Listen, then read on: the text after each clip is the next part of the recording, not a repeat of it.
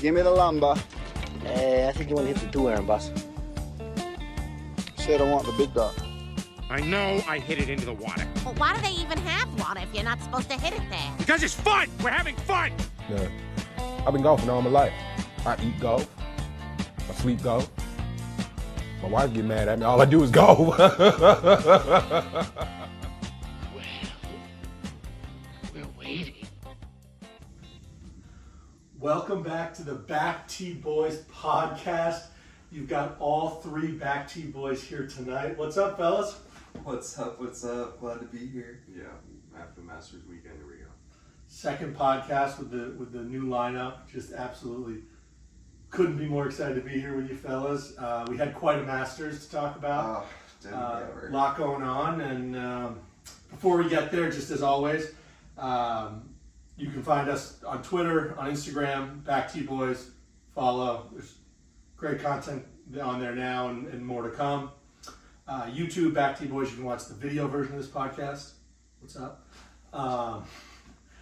And if you're listening to this podcast on Spotify or Apple, if you guys can rate or comment, really helps. So send in your questions. You know, we try to predict what you guys want to hear about, but we'll take anything you're interested in. Yeah, absolutely. So we'd love to hear from you there. As always, the podcast is brought to you by Pin Golf. The boys over at Pin are awesome. We're hoping to get Alec on the show coming up again. We've had him on a couple times before. But they make a great rangefinder at a really affordable price. They also, I don't know if you guys saw this that I just ordered from Pin. Huh? The pinned dart speaker that happens to be the Augusta National version. That Yeah, that's rings to that one. That's gorgeous. that they came out with. The perfect golf speaker. Oh my god. It's got a magnet on it, but you can get the dart. It's around $70.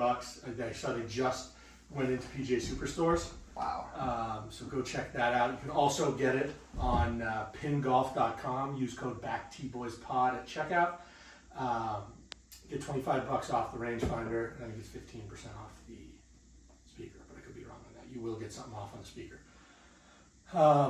Boys, what a Masters we had. It was great. It was a great time. It was a marathon. It was. As it typically is. A nice long weekend of what we thought was going to be. I think we said at the beginning of the day on Sunday how we had this amazing leaderboard, but our boy, who none of us chose as a favorite, None of us were allowed. None of We us weren't were allowed, to yeah. choose. We were allowed to make money off of it, which I did. So I did too. Now, our resident Scottie fan, can you comment on, were you confident the whole way through? I was pretty confident, yeah. The fact that he was there on Sunday, and he was putting well after even the first day. I think on the broadcast they said something like he was third in the field in shots gained putting or whatever on strokes gained putting, sorry. I think through the first 3 rounds. Yeah. So it was, when that's going for him, it's everyone else has got to play out of their mind to catch up. So I was pretty confident in that, and especially we all knew going into Sunday, Amen Corner was going to eat someone alive, or a couple of them, and that sure happened. So. Yeah, he really ran away with it, winning by 4. The last few holes, honestly, once he got by 13, were pretty boring. Yeah, I won't lie. I didn't even want to see him put another green jacket on. I just couldn't stomach it anymore.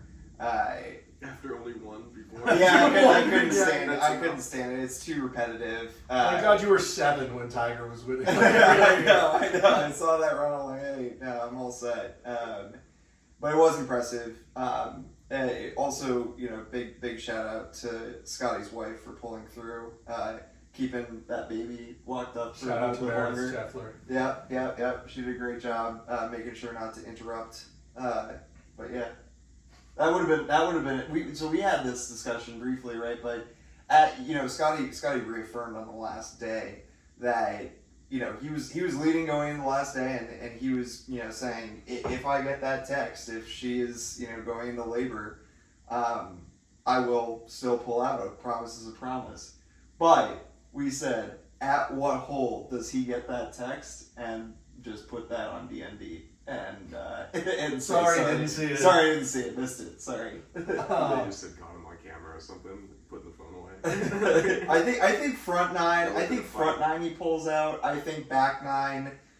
You know, he'll be there for the naming. You know. I think if he's gotten through Amen Corner, he wouldn't withdraw.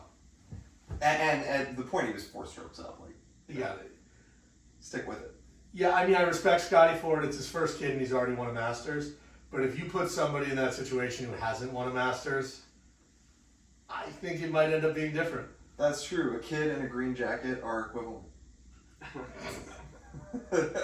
He's already had one green jacket, so the kid is brand new territory.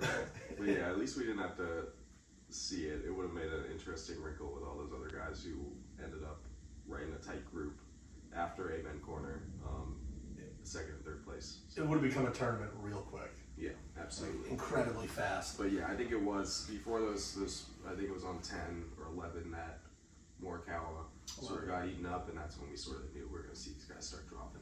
Yeah, I mean, as it so often does, Amen Corner truly it struck again. We kind of had a tournament going into Amen Corner, and then Morikawa made bogey or double? He had a double Double. on 11. Homa made a double. Yep. Ober made a double. 11 really this year. I thought it would be 12 as it typically is. No one really blew up at 12. I could not believe Homa 11. was the one who put it into the. Oh, right into the flowers. Yeah, and it got set. Oh yeah, that's right. It was kind of taken unplayable, but it was the water on 11 that ate up Oberg and Morikawa. Just a big wall, just bouncing off it right into the water. And I think it was pretty impressive though, because Morikawa, I think, then made another double. If I'm Yes. remembering right. Yes. And he still managed And to hold on. Had a couple more birdies. Yeah. So he was putting together a strong round. Yeah, he doubled 9 and doubled 11. Yeah. Still finished there. It's pretty impressive for him. I was disappointed to see Oberg drop back, but I think he comes away looking squeaky clean after this Masters. I won't lie. Yeah. I know that, you know, first of all, we had talked a lot about rookies in our last session, and I had a lot riding on Wyndham Clark, who showed up. You know, didn't really do much. But Oberg coming out here and performing that well, low rookie, second place finish. It's really impressive, and I'm going to be following him much more closely after this weekend. That's for sure. Yeah, I mean, he was clearly the best rookie out there, or at least played the best. But for him to follow up double at 11 with birdies on 13 and 14 as a rookie at Augusta, I mean, that's pretty impressive. He looked calm out there. He Yeah. looked like he was in charge. And not only that, if you can manage to have fun on Sunday at the Masters, and he was doing it. It was clear, smile on his face. When he put it in the water on 11, I thought wheels are coming off. Yeah. He's going to shoot like 41 on his back. Like we've seen so many people do going through that, whether it was Rory or Spieth going through that back, and he kept it together, and it was pretty impressive to watch. Well, I remember when we watched that shot, I turned to you and I was like, see, that's what, and you gave me a little stick for my mental game on the golf course, but I loved seeing it that he was just like smiling and laughing with his caddy when he walked through this whole shot with him. We could hear the conversation on how he's going to play it into the green, and he pulled it a little bit left and went off into the water, and he was just sort of smiling and laughed a little bit. Yeah. And you knew he was like, it doesn't even matter to him that he Put it behind him, and that's what you got to do, especially, I mean, anyone playing golf, but the back nine at Augusta when solo second is worth a whole lot of money. Full of money. Well, my wheels would have come off as Oberg when I saw him. You know, he had his power bar, he was munching, and as he was giving fist bumps to the crowd, someone knocked the power bar out of his hand onto the ground, and the look of disappointment on his face. I mean, it was tragic. You know, man just wants a bite to eat. He's playing some of the best golf of his life on Sunday at the Masters. But all jokes aside, I mean, yeah, he really went out there. But even in that clip too, he like snapped right back. Yeah, he was started joking laughing. around. Yeah, he was having fun. Yeah, you could just tell he was in good spirits there the whole round, and there was no pressure on his shoulders. It seemed like. And speaking of the wheels coming off, we got to talk about Zach Johnson. Oh God. Yeah, One good of- spirits, also a great segue. Yeah. One of the all-time strange moments at Augusta, and for people who haven't seen it, the video he made triple. Yeah. And the patrons started jokingly cheering, just whatever. And it seems as if he said, "Oh, fuck off," towards the patrons. Loudly on the mic. Loudly on the mic, whatever. Yeah. Emotions get going. The weirdest part of that whole thing is he then tried to deny it in the post-round press conference. I didn't see that. What is he trying to say? He said, quote, "That's laughable." What do you mean that's laughable? It's on record. But then followed up with, "Well, if they have it on camera, I don't know." Best defense of all time. This man's lawyers are just. I mean, I've never seen someone like, it's okay, your emotions get the best of you, you say something like that. He's won a Masters, they're not going to kick him out. But then to deny it afterwards, clearly the Ryder Cup, losing that Ryder Cup has broken Zach Johnson, because we saw it at the Waste Management when he got really mad at some fans. We saw it here. He is not handling that loss well, and honestly, it's his fault. Like, we had the much better team going over to Europe, and he didn't take care of business. What does he expect as a captain in that situation? It is funny because it's like you said, guys lose their temper on the golf course all the time. And one of my favorites is Tyrrell Hatton, because he'll just, curse his mind off and his head off, and whenever he has a bad shot or whatnot. And then as soon as he gets off the course, it's like, he might still be mad at himself. He's not taking out on anyone else, and that's another completely opposite of Oberg in his mental game. But I respect that a lot, where it's like, okay, you can let yourself get mad. He gets it out. Yeah, he gets it out. And he's just like, okay, we're gonna keep moving. Whereas it seems like Johnson there is just like, I'm gonna let this out and then let it stick with me. And he's probably still thinking about it now. Deny. Whoever he Yes. made eye contact with in the stands or in the amongst the patrons, he's probably having nightmares about right now. Yeah, the denial was the weird part to me. I think it's just another in a string of the last 4 years being kind of a tough look for a lot of some of our, some of the veterans of the game, some of our favorite players growing up.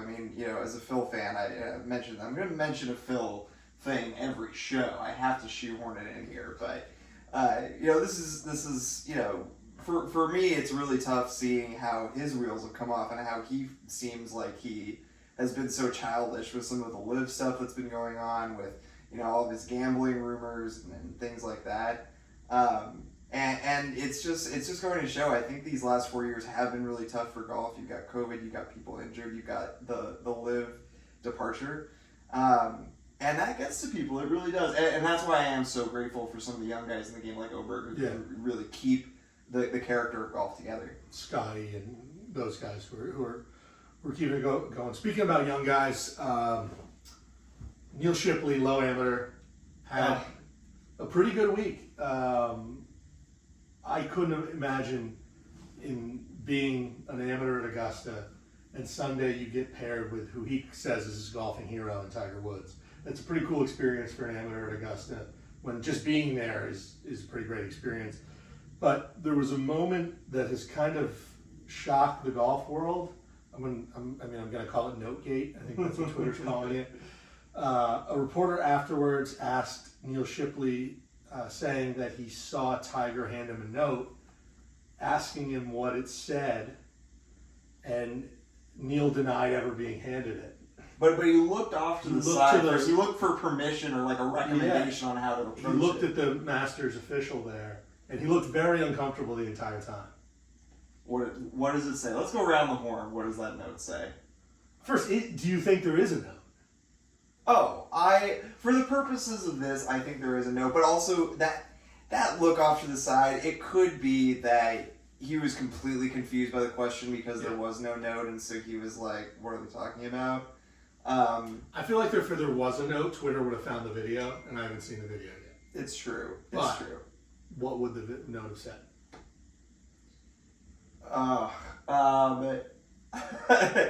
Tiger's note to Neil. I don't even know. I think it could. Or did you just hand him a tampon?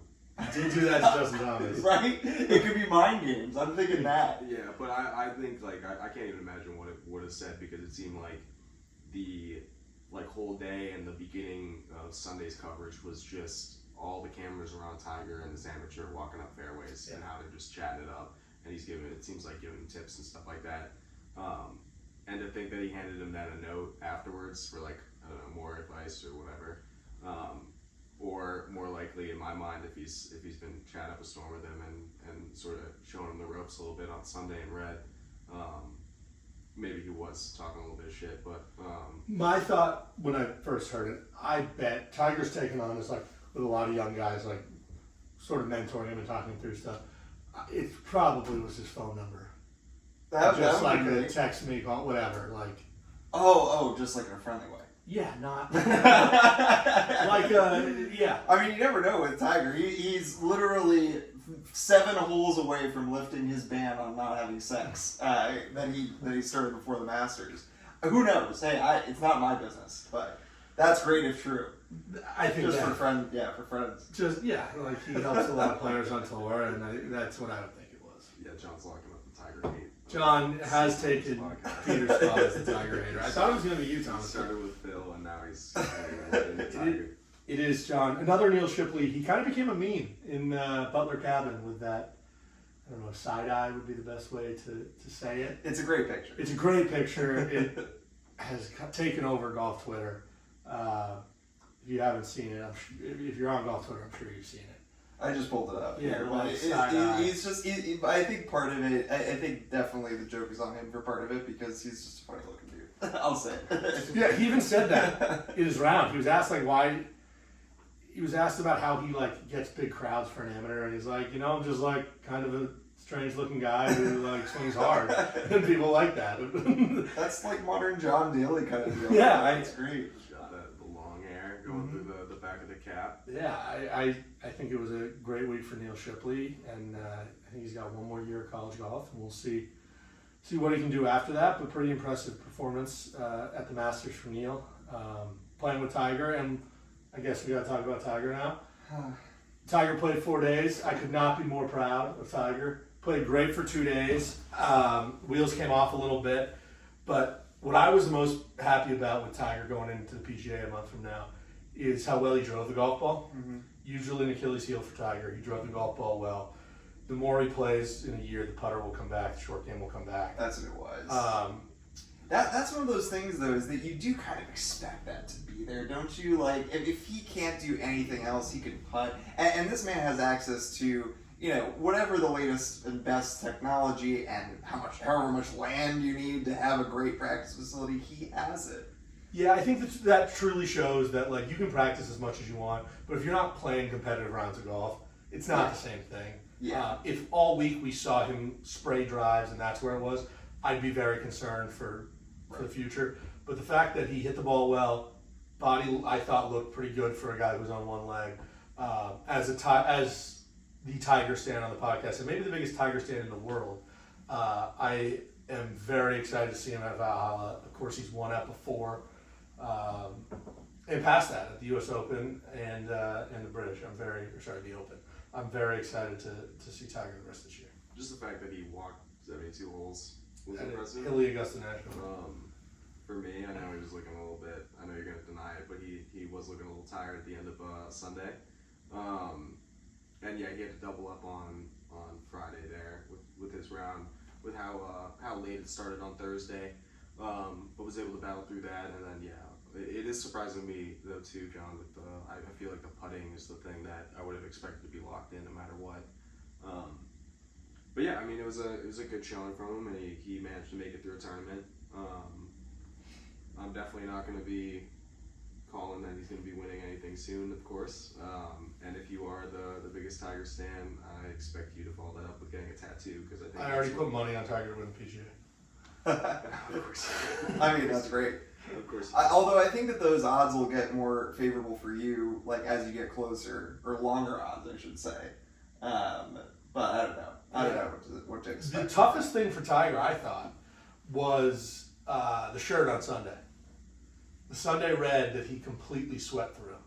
It was a tough look for a new brand that's launching on May 1st to try to sell shirts. Yeah, that's exclusively for people who don't sweat, is what he was saying. I mean, I thought the shirts looked good the first few rounds, and the red looked good at the beginning, but he I mean, he's been known to do that. He usually carries 2 shirts in his bag because he says he sweats a lot. I will say the gear did look good, but I don't think it was because it was Sunday red.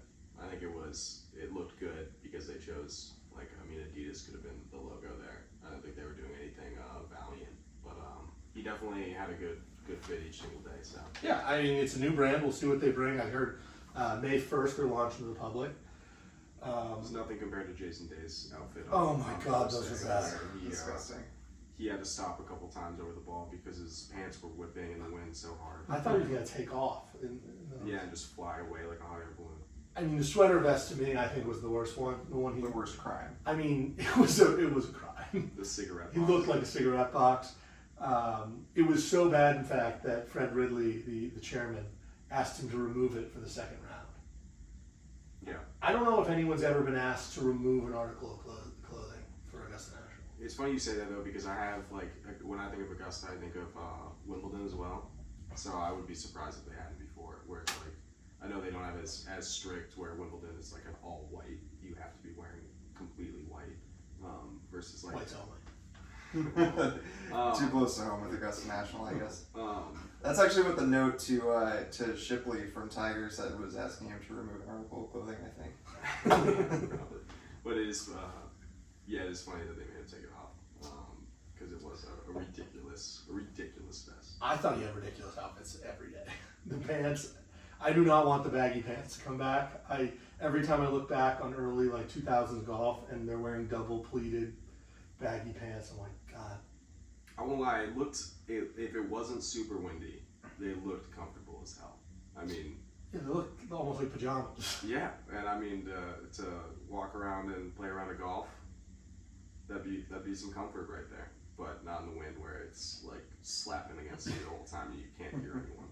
Yeah, you can't hear anyone. It's probably annoying to your playing partners. Yeah, exactly.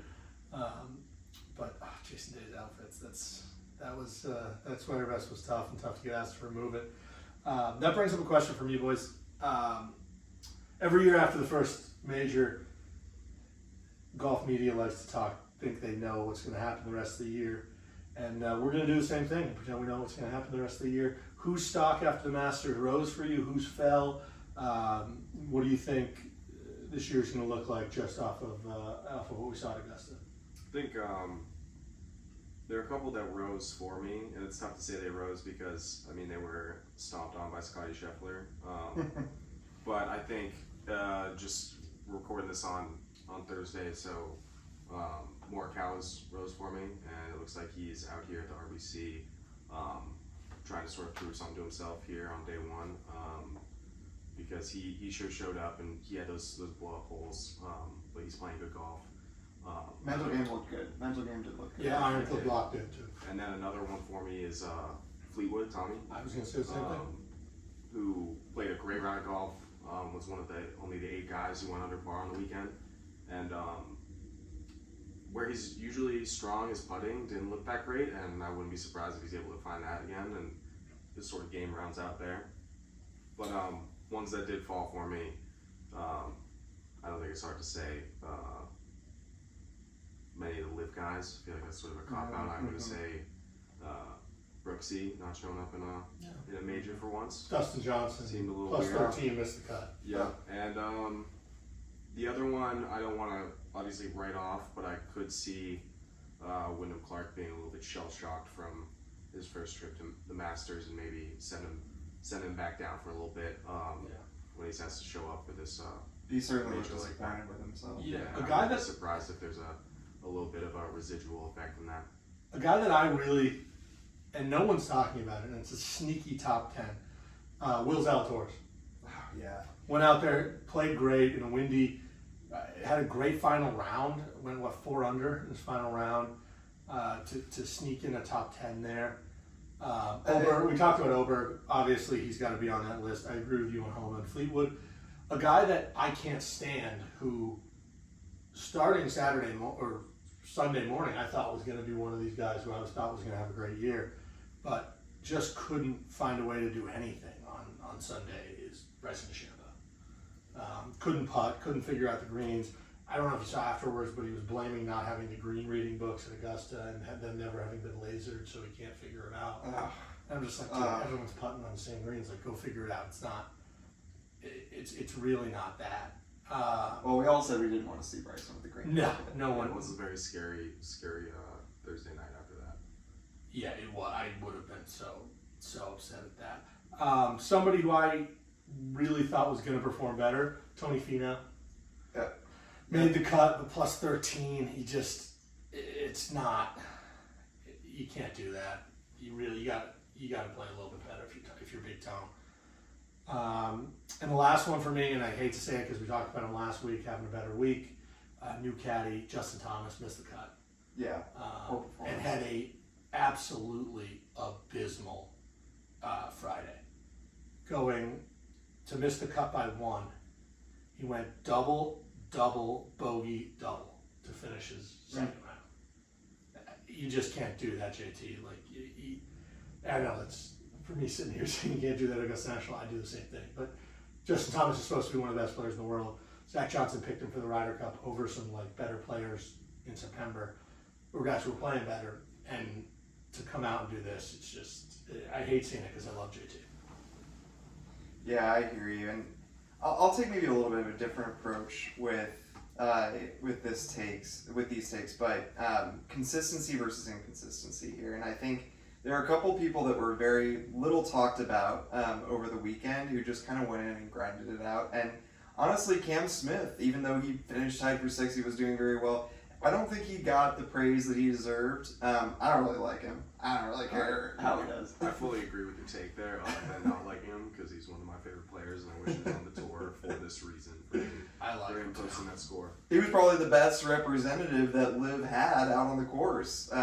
DeChambeau, having a 65 and then 73, 75, 73. I mean, that is inconsistency. That is, not being able to keep your head in the game. Hey, Bryson must have thought it was a live event because he played great for 54 holes and then just couldn't play for 72.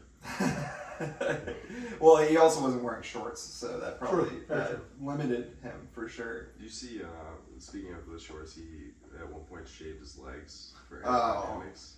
It made him swing harder. 0.0001%. So maybe it was the pants slowing down off the tee box. Thomas is an engineer. He actually did the math on that. 0.0001. Yeah, I got out the CFD and started doing some fluid dynamics on that. I tell you what, I hadn't seen Pavone's name much before this week, and just the times that he was being followed, he was playing really consistent, good golf, and I think the short game was particularly impressive for me. So that was great to see. Honestly, as I look through this list of performances, and I think at this point we've gotten to share a lot of our whose stock rose, whose stock fell. I really like watching people enjoy playing their game. And I think that it makes a huge difference in terms of memorability because I'm looking here at, for example, Xander Schauffele. He posted a really good week. He didn't have much inconsistency, ended up finishing outright 8th. But he's one of those guys who to me just always looks kind of concerned. Just always looks a little sad. Looks like it's hard work and always down on himself, and hey, I'm not out here saying that everyone needs to be laughing and joking around or anything like that during the game, but it does make a difference to me when you see a lack of emotion from Scottie Scheffler, when you see a lack of emotion from Xander Schauffele, and you compare that with players like Oberg, Hovland. I guess it's just Scandinavians are really great at showing emotion, but there is something to that. I don't know. I wanted to get you guys' take on what what role that personality piece plays in just your rising star and people having faith in you. I think it definitely matters. I mean, if someone can play great golf but is really boring, you're just not going to care. I mean, Patrick Cantlay. Great example. Yeah. Like, you got to show some fire. You got to be fist pumping. You got to be mad at yourself because I think everyone watching kind of feels themselves in that moment. That's what it is. That perfectly puts a label on it. It's that you want to be seeing yourself out there, right? You want to feel some emotion because you're living your life almost as one of those players for a hot second. Well, one of the things that I love about golf, and I think everyone loves about golf, is we can play the same game that they play. Like, you could tee it up with Rory, and you're playing the same game, and you could be standing on a par 3, and you could hit a better shot than one of the best players on earth. Right. And so you are able to kind of see yourself in that more, where if you're watching a baseball game and you can't picture yourself hitting a fastball off Garrett Cole. This is not something you're doing. Yes. Where golf has this just amazing ability of almost leveling the playing field, and the worst golfer in the group can hit just as good of a shot as anybody, and that kind of makes it, I don't even know the right word for it, but it's what we love about the game. Yes. But in terms of, like, I guess more going back to what John was saying with likability for the player. Like, I know what you mean where, like, they have to be, like, fired up and stuff, but, like, for instance, I don't think Scottie gets very fired up or either one way or the other. So I think, like, maybe he makes up for it because you see him have this sort of, like, quirky swing. And you're like, yeah, he sort of looks like one of us out there almost. Yeah. And it's, for whatever reason, it seems like he doesn't know what he's doing, but obviously he's doing it very well. But, like, I feel like if you're boring like that, and you also have a boring swing, You then, need like, something yeah, to there has be identify something you, that, right? yeah, To sort be of fair, makes I you think stick that's out. Scotty's problem. I think that's why a lot of people were bored on Sunday after Amen Corner, is he is kind of boring. He doesn't show emotion. He isn't riling anyone up, and you're not running to the TV to watch it. Just But even if, like, you know, like, say, Brooks Koepka's running away with it, and he's, like, fist bumping and, like, getting hyped. another boring golfer. I think Brooks is actually not fun on the golf course, but I think he's hilarious Fun in real life. outside of the golf course. I would agree with him. Okay, so that there's something for him, but, like, I think the running away with it thing, I think no matter what, Yeah. we would be like, okay, if someone's running away with it, it's going to be boring for the last 4 holes. And that's it. Yeah, it would have been different if he hadn't won a green jacket, because then you see more emotions and all that. But I do agree, it was probably the running away with it. But I do think that is a problem for maybe not golf, but the PGA Tour, where, like, you want exciting guys there, and Scotty's game is so exciting, but it doesn't give you that in interviews. It's like kind of boring in interviews, boring and all that. Yeah, there's a reason why everyone, but most people know who John Daly is, and he's not a Tiger Woods in terms of his resume. He's not. No. But he went out there and he had character, and people really enjoyed that because he brought a slice of kind of like what you're saying, Tim, like, yourself onto the screen. The everyman. Yeah, exactly. I couldn't agree more. So do you think Jason Day's wearing those wind pants because he wants to try to regain I mean, it gets people talking. Yeah. Well, think about how other golfers have used fashion. Ricky Fowler, all orange for Puma. And Tiger just launched a company based on what he wears. Right.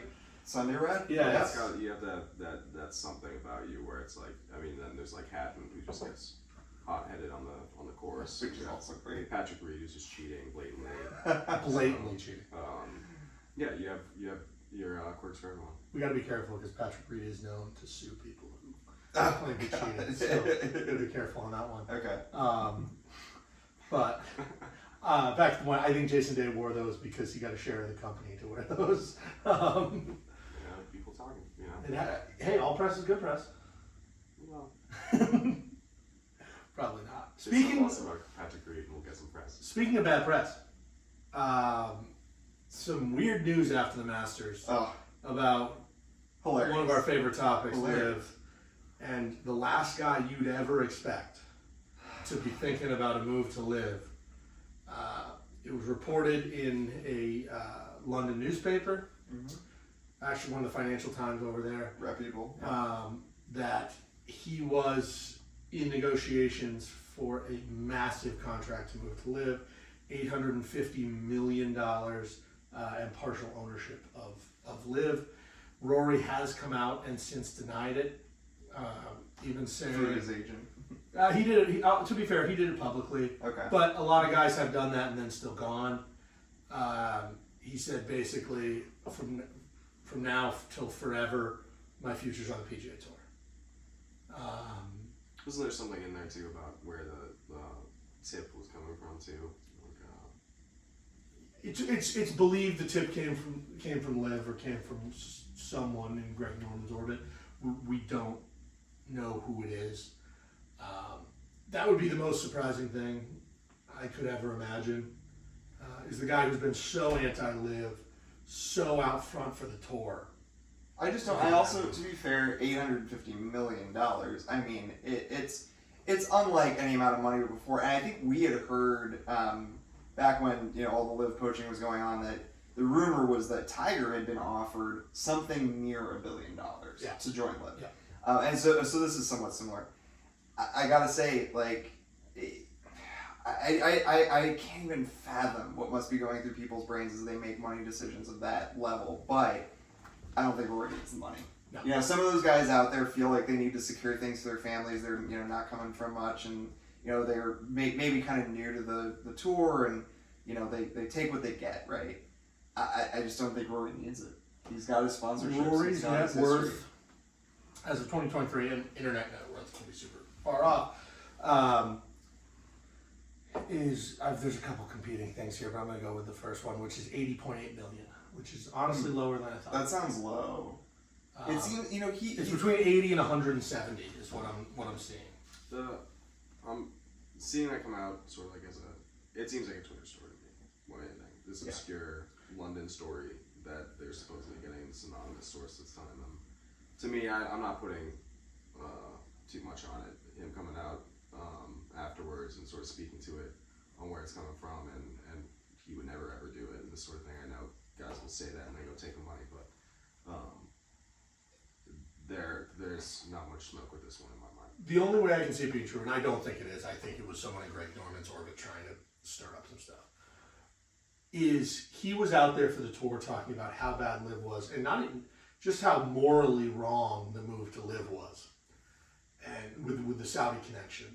And then the tour, without talking to him, without having a loop, stabs him in the back and starts to make a deal with the Saudi Public Investment Fund. And at that point, if you're Rory, if it's coming anyway, what do you just say? Screw you, Jay Monahan. I'm taking the bag if these guys are going to be able to come back in a month, in a year anyway. It's interesting. I don't believe it was true. It did cause some ruckus, if we'll say, after the Masters, but it would be shocking. I saw a funny tangent to Liv. It was some quote made up that was misattributed to Caitlin Clark, but talking essentially about in recent week. This is not a WNBA podcast, but it was not WNBA. it was revealed that Caitlin Clark was going to be making something like $75K a year or something like that for their first contract. And, there's the idea that, the WNBA doesn't have as many viewers and whatever, and so maybe that's proportional to the NBA. But someone was joking, but they should at least get paid as much as Liv golfers, because ain't nobody watching Liv. Nobody watching Liv. And so maybe, I'm not trying to sick the Saudis on the WNBA, but hey, fair point to make. I heard the Saudis are going to buy the Phoenix Mercury. Oh, great. Speaking of the WNBA, as boys from Gorham, we should give a quick shout out to Mackenzie Holmes, Indiana forward who was just drafted to the WNBA, to Seattle. Is that the first Gorham professional athlete? Gotta be, right? I can't think of anyone else. I have no idea. I'm not. I think we would have known. I think we would have known. Gorham history there. But shouts out.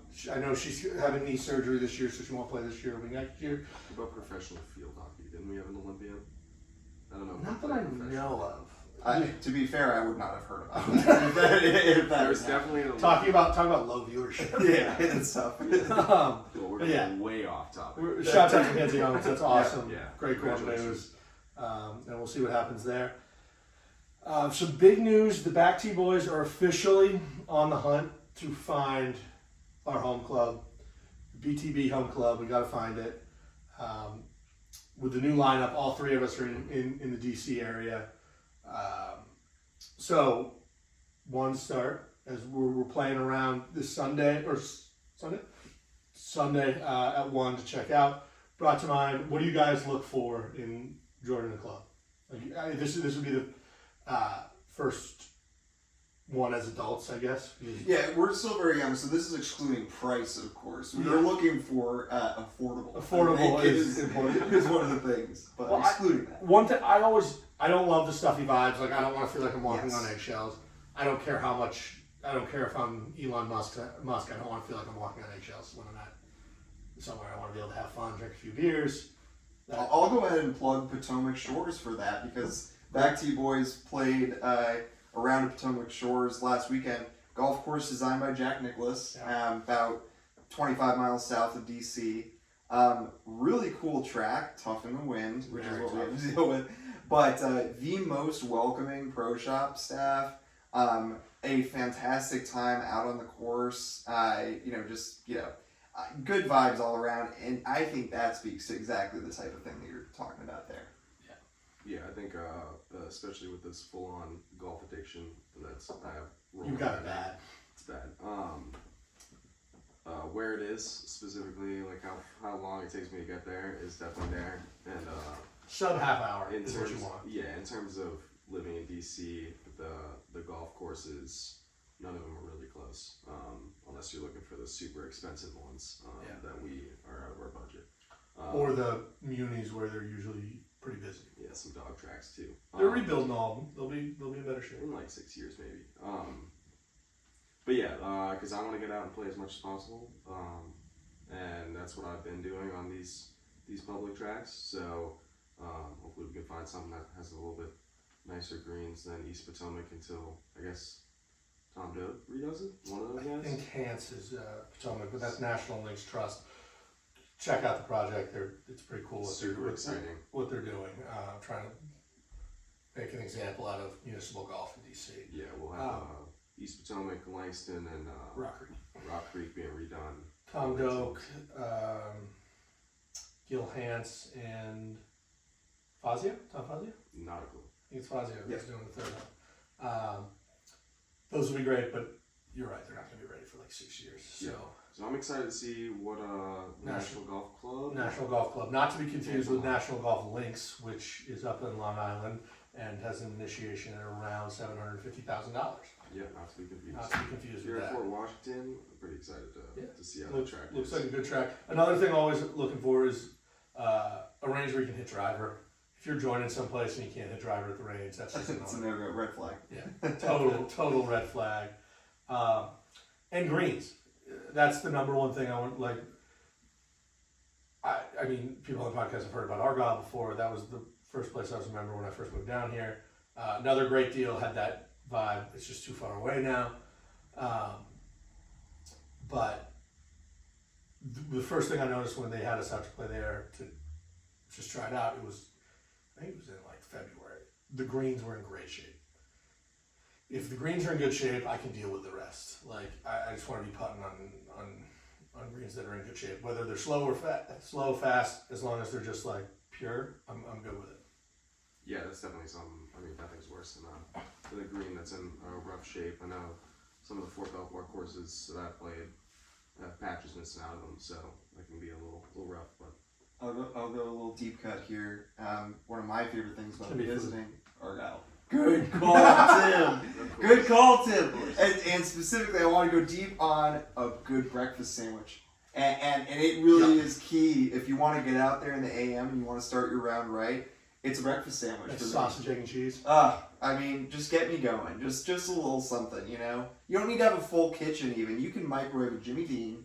You can give me some whatever just egg pre-made stuff and a slice of Kraft single on Wonder Bread. And I'll be stoked. To be fair, that doesn't sound like anything. Like, I'm sure every golf course could do a Jimmy Dean if you wanted. Well, make it happen.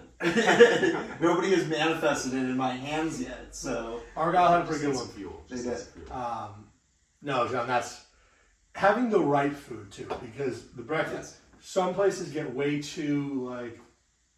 Fancy. There's like swordfish served with zucchini cut on the bias with pumpkin risotto. I don't need that when I'm done around. Right. Do a burger well, do a chicken sandwich well, do some wings well. Yep. Maybe even a BLT. BLT, buffalo chicken wrap, even a Caesar wrap. Chicken Caesar wrap. Yeah, chicken Caesar wrap. Just give me those, It's those totally staples. and it's totally part of feeling accessible and welcome. Totally. Yep. Ice cold beer. Oh, absolutely. And a good transfusion. That's another thing. You got to order a transfusion. Make sure the place you're joining, they don't go too heavy on the grape juice. You want to make sure it's that right ratio, because that's hard to fix if it goes wrong. Absolutely. And get a double. And always doubles are best. Doubles are best. Triples are safe. Triples are doubles safe. are best. I'm super excited to play National Golf Club with you guys on Sunday, 10 a.m. I'm sure there'll be some social content from the Back T-Boy pages. As always, Pinned will have us dialed in with the distance, and for the first time, dialed in with the music too. With that dart, we'll be ready to rock, Jamming. And boys, I think it's time to talk a little this week PGA Tour. We've got a big event, signature event on the PGA Tour. One of their try to compete with Live signature bigger purse events, the RBC Heritage.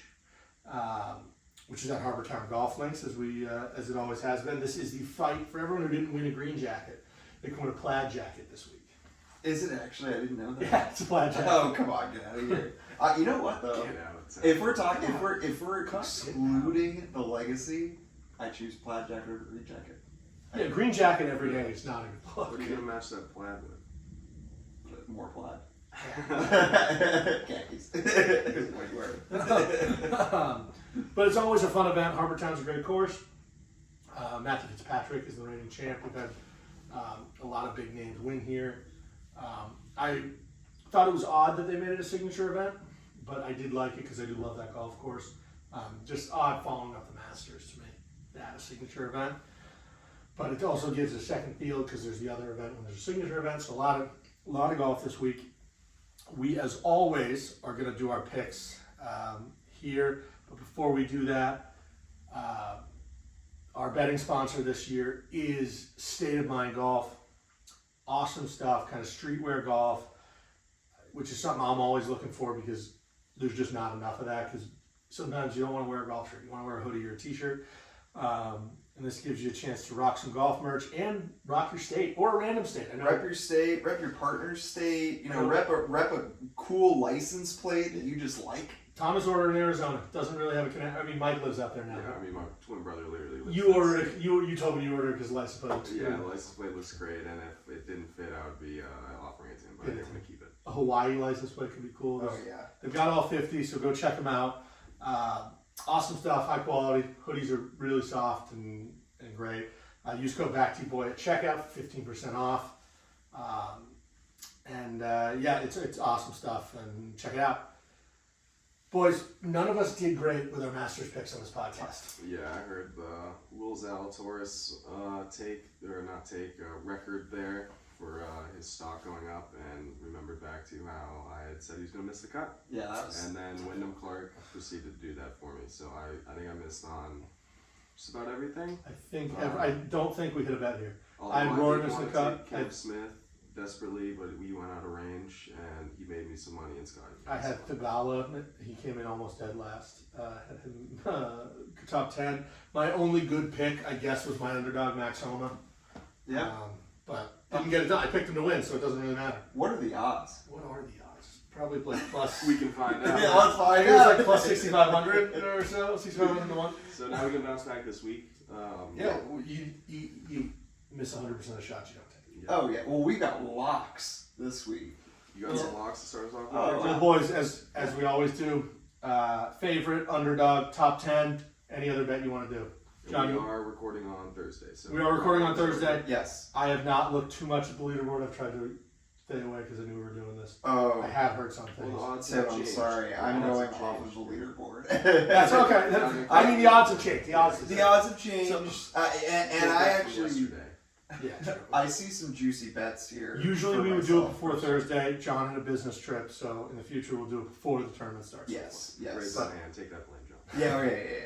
Yeah. MasterCard. Yeah. Hand up. Yeah. That's me. John, hit us. Let's see what you got. Colin Morikawa. You Wow, know, the leader. Yeah, no. He's -6. Hey, okay, so just to catch you all up on where we're sitting right now on Thursday, JT posted at -8, posted at 63. Posted. I did great in the Masters. Yeah, and we've got a really tight leaderboard behind him too. A lot of people in the red. Morikawa at 6 under. I think he's just a good pick to go low 4 straight rounds. Frankly, he just really had his head in the game in the Masters, and I really liked to see that. Underdog here. I'm scrolling down a little bit more towards the even par folks and just seeing who I think might be doing well. You know what? I'll give Pavone another shout out because now that he really impressed me at the Masters, I want to see more of him. Underdog, he's at -2 right now. Anything can happen over the course of the weekend. Value is the next one. Is that right? Top 10. Top 10. Top 10 here is gonna be really tight because there's just so many people up there. If I had to bet someone who I think will improve over the week, Ben On. I just recently learned that he goes by Ben, but I can butcher it for you. Byung-Hun On did well at the Masters. Had a good amount of consistency across his rounds. Sitting at -3 right now, I could see him making a push and earning a top 10 spot. I'll tell you who to hammer right now for value. Someone whose name hasn't even been uttered by the boys on this podcast yet. Sepp Straka. And I'll tell you I was thinking Sepp. No, you were. Yeah, you were. Okay, yeah. Sepp Straka had an incredible under-the-radar Masters. Lot of strong rounds from him. Never blew up at any point. Finished tied for 16th. And at the end of the first day here, he's at -5. And his odds for outright winner, get this, plus 2,500 as of today. Pretty good. Plus 2,500, and he shot on -5 today, and he's got a lot of good history. Take him. Hammer it. Well, I'm going to go off that because my favorite, I am going to take Sepp Straka. Good. Guy who played great at the Masters, plays great golf. I mean, has been on a run recently, and would love to see him win. And I think he can do it. He's been playing pretty well. Golf course sets up for his game too. I like him there. My underdog, I'm taking the defending champion. I'm taking Matthew Fitzpatrick at plus 7,500 right now. Wow, that's a lot.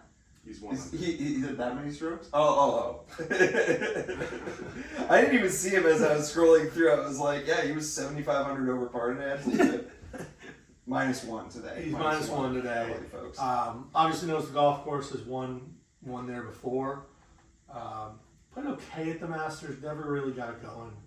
But a super talented player that can turn it on when he wants. Want good things for him.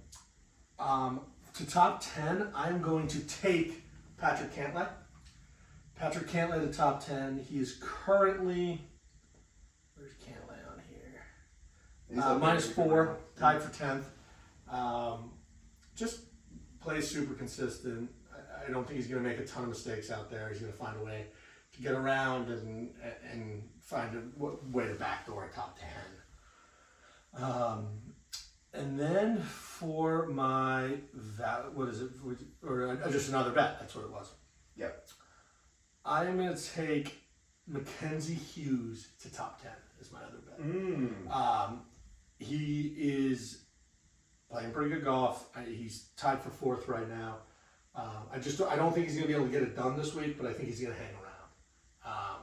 He's been hanging around a lot on some leaderboards. I think he's going to find a way to sneak in that top 10. Another potential for value there too, because plus 4,500 outright winner after posting around like that, -5 tied for 4th, and plus 750 for top 10. So yeah, I think he's really talented. He's going to really break through here at some point. And I think this week he'll find a way to top 10. All right, I don't want to take. I really like Morikawa, but I'm not going to take the same favorite as you. Why not? All are welcome. All are welcome. Yeah, because I do think he's going to have a bounce back week. But I'm actually going to go with Tagala, who's sitting at 5 under. He's 3 back of the leader after day 1. Like you said, didn't have a great showing. last week, and I think it's a bounce back for him too.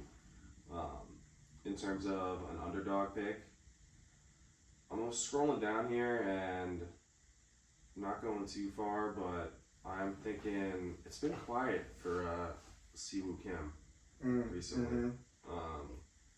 Not showing up on too many leaderboards, but it looks like he's at least in the fight right now, tied 17th. He had a crazy year last year too. It's just hard to count him out. Yeah. So I'm taking an underdog who's in it on day one here. I'm gonna go with him. In terms of the top 10, I'm gonna go with Zalatoris. Good week last week. Good value too. And he's sitting there at tied 17 as well, 3 under. But he has some stuff to prove here on the week after, whereas some of these other guys might be sort of content with their game. He's coming back from the injury, so trying to stack up some points, some wins there. And then in terms of the last pick here, I'm actually going to go, let's see. I'm going to go with Jordan Spieth to miss the cut. Okay, I was gonna. When you started with Jordan Spieth, I was gonna say I don't think I talked much about just raw whose stock fell for me at the Masters, but God, Jordan Spieth looks like he's ready for retirement to me. So. I think he needs a little bit of a break here. He needs something. He's with a good swing coach or something. 1 under right now. Very gettable course out here. You can tell from the first day. So I wouldn't be surprised if he starts to slip there and just gives us some time off. Yeah, another guy I'd love to see get back, but I just don't think he's ready to do it. You know what? One thing is that I was talking about. I hadn't checked this leaderboard yet. Wyndham Clark 1 over. Yeah. Oof. So he might have got shelled last week, and he needs some time. They did compare him to Brooks in being what they call a big game hunter, right? He comes out for the big tournaments. I don't know if you can still say that since he really bombed at the Masters, but he's got to show us something at the PGA this year. Really, and see what he can do. But Harbour Town will be great this weekend. The coverage is always good. It's an awesome golf course, and hopefully some of our bets finally hit because we had Scottie, but couldn't pick it up. No, it's good pick, Scottie. But we got to pay for that golf membership somehow. So yeah, we gotta do that. I don't know. Anyone watching on YouTube has probably noticed that I've been addicted to these Nerds Gummy Clusters. And it's bad. Not a sponsor. Not a sponsor. Could be, nerds, if you're listening. Yes. But I am addicted to these things.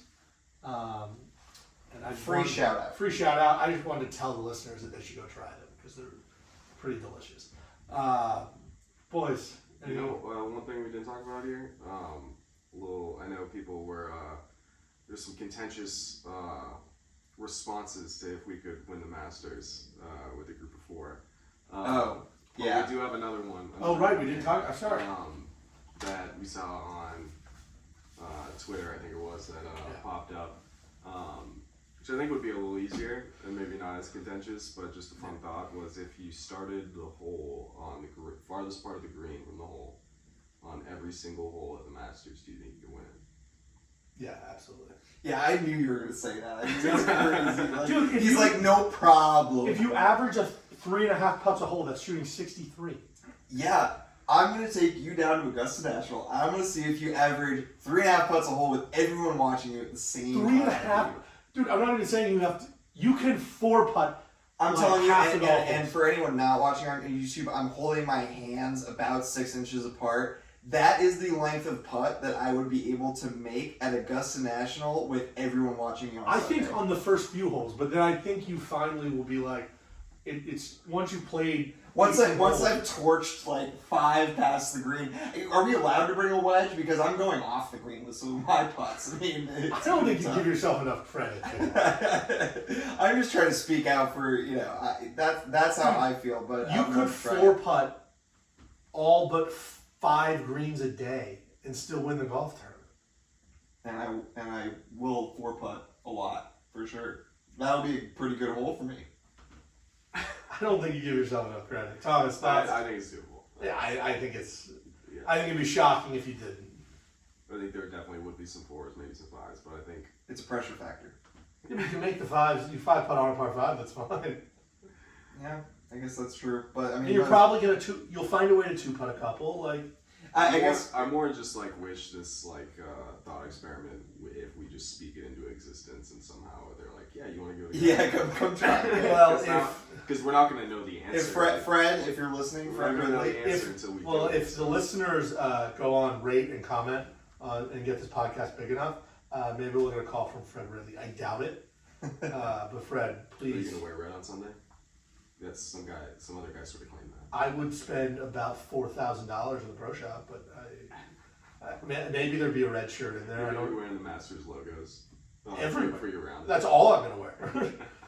We'll do the same thought experiment next time we're playing a links course or St. Andrews or something like that, and we'll see if Tim still thinks that he could win putting from the farthest part of those. St. Andrews greens are way bigger than Augusta. It's a little tough. We'll have to discuss on the next one some thoughts on future golf plans and trips. And maybe one of those days, this is the hardest course we can find. We can just have Tim play from the green. The boys have a few in the works. You're not allowed to bring your driver, just your putter. No. The boys have a few in the works. We got Connecticut and North Carolina, and we'll see. Maybe we'll test out that theory. Boys, before we go, anything else? No, it's go low. Golf. Yeah, going low. This weekend. Psyched to have you guys here again. This is a blast, and let's keep this thing going. And listeners, remember, follow us on Twitter and Instagram. Comment. Check out the YouTube. Check out Pin Golf State of Mind Golf. Use code BACKTEA boys, and make sure you keep playing it back.